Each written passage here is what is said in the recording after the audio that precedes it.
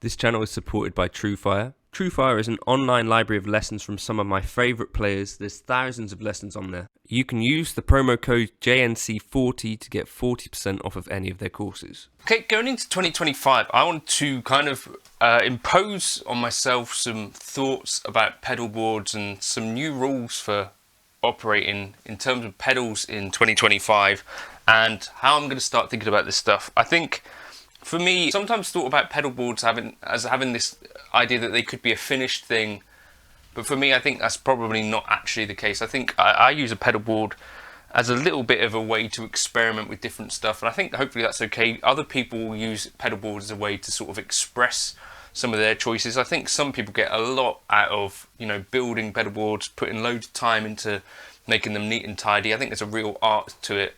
But I've got some kind of thoughts about things that I want to try. My pedal boards are generally geared towards live use, or predominantly that's what I'm going to be thinking about here.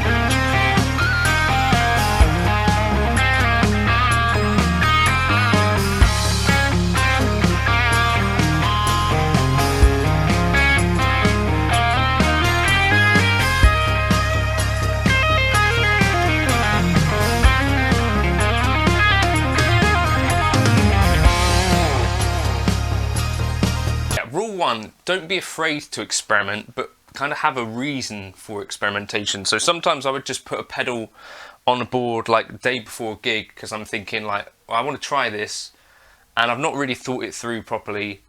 I maybe tested it, but maybe not tested it fully. And then possibly on the gig I might just find, oh, that doesn't really work at all. And then for the rest of the gig I might just not press that pedal at all.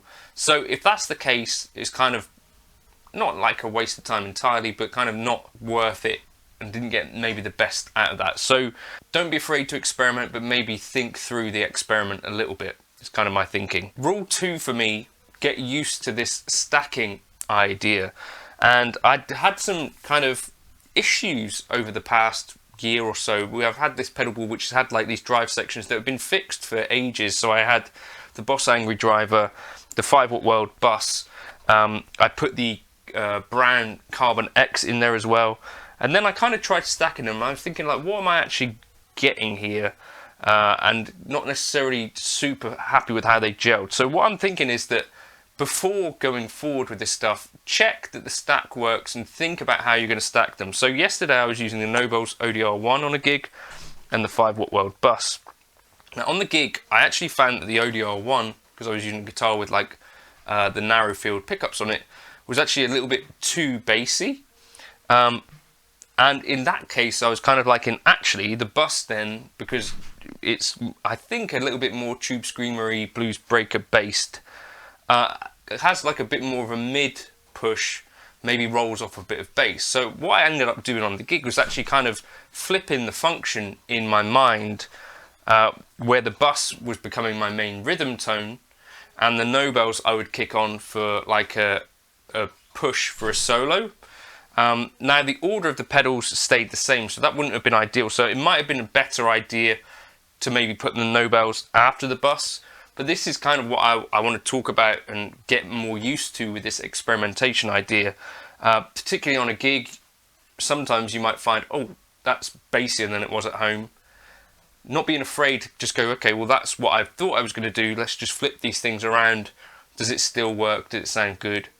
Yes, that's what I want to try to do, and not maybe just make rash decisions like, well, I'll just take that off the board forever then, or maybe a Nobels doesn't work for me. Yeah, that's kind of the idea. The other thing is thinking about, is there a flavour of this thing that does some other things that make sense? And in this context, when we're talking about Nobels ODR and bass cut, they do have a version with a bass cut, and there are plenty of versions out there with bass cut. So if you find like a style of drive pedal works for you, don't be afraid to, experiment within that style. I think this is kind of one of the cool things about the pedal industry, is that they're, in a lot of cases, copying from each other's hymn sheets to some extent, right? So even if it doesn't say Nobels on it, there's plenty of Nobels ODR style things. So experimenting within that, if something's got a bass cut, but is basically this similar circuit, then that might be worth experimenting with as well, right?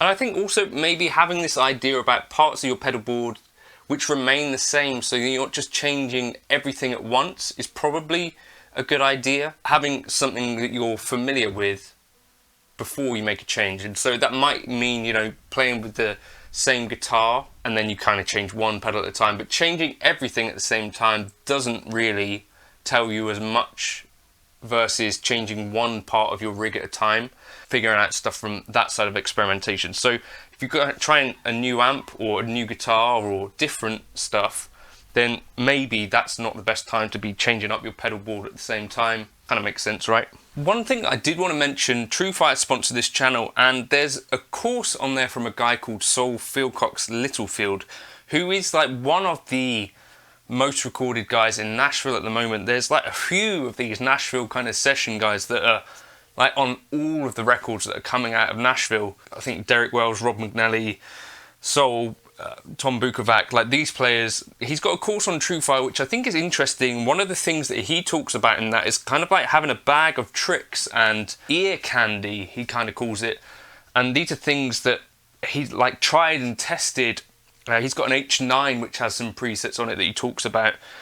So not being afraid to have like these things that do a thing and sticking to like, right, you don't need to change everything, but also like that Nashville thing. These guys talk about what's on their board, and I want to get a little bit more into some of that stuff, and that's kind of why the ODR1 has kind of been a totally brand new and new inspiration and stuff like that. 40% off of that course with the code JNC40, or you could use the code JNC100 to get $100 off of their all access membership for the entire year, where you could dip in and out of all sorts of courses on there, from Andy Timmons to Eric Johnson to also like awesome tone maestros. Robin Ford, again, tone maestro.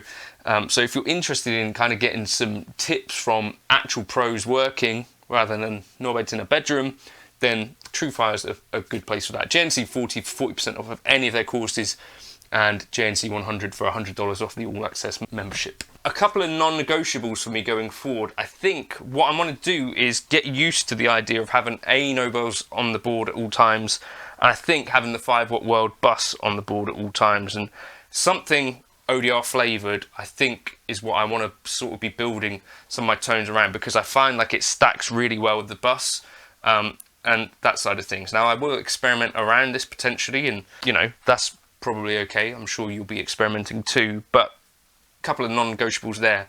Another thing, after this year experimenting with having a volume pedal with certain amps, I found, like last night I gigged the Bad Cat Cub. I didn't find the volume pedal was something I was using tons, but especially on a 2-guitar gig, having a volume pedal so that you can give yourself a bit of a push above whoever you're gigging with if you need to take a solo, but also being able to actually lay back a bit when they're taking a solo, I think is a really, really, really good idea if you've got this 2-guitar thing going on. Otherwise, kind of volumes just keep creeping up and up and up. I think having your foot on a volume pedal so that when they're taking their solo, you can kind of lay back a little bit and get the level of drive that you require, but without having the volume all the way goosed all the time, I think makes a lot of sense. For me, the volume pedal would likely be going after my drives, ideally then a delay and then into my amp, ideally. So between those 2 drives and a delay, something like that. Another thing I want to maybe experiment with this year, especially based on last night's gig, is maybe having an EQ pedal on the board. And some of these kind of ideas that are a little bit less about anything flashy or anything particularly sexy, but an EQ pedal on the board I think probably is about the most pro move you could make. I've not had an EQ pedal for a long time. The only thing that I've had that they'd sent over was the Empress Para EQ, but some sort of EQ that can shape things. I think it's got to be a sensible idea, particularly if you get to a room like last night where it's like, well, there's a lot of bass flying around this room. Do I need all of that bass? You know, if your pedal doesn't have a bass cut, which most tend not to, then, you know, something on a Tubescreamer, for instance, the tone doesn't really particularly touch the really top end or the really low end. Maybe an EQ pedal in that scenario might be a sensible thing. Another thing is the David Barber sort of approach, where it's like you could have boost going in front of your drive section, where it's like, actually I want a little bit more from the Nobels, but I don't necessarily want a volume boost, and I don't necessarily want tons of coloration. A boost ahead of your drive sections can give you like a little bit more from your pedals, versus a boost after, which basically is just going to give you a volume boost. So think about the positioning of a boost pedal on your pedal boards, if that's the thing that you're going to be wanting. So that's basically, for me, my pedal boards are mostly focused around drive sections, and then typically modeling will cover the delay part of stuff, and then like amp modeling to front of house. And I've got like this hybrid setup where then that goes to like a real amp on stage. So that's for me how I'm doing things at the moment. But those are some of my kind of things that I want to try and apply this year and kind of keep them in mind, you know. So experimenting, but with a bit of a purpose. Don't change everything at once. Think about stacking and look for like a good stack as a priority. Volume pedal always around. EQ pedal and boost maybe good options. These are some thoughts. Let's get on with it. Where's the kid?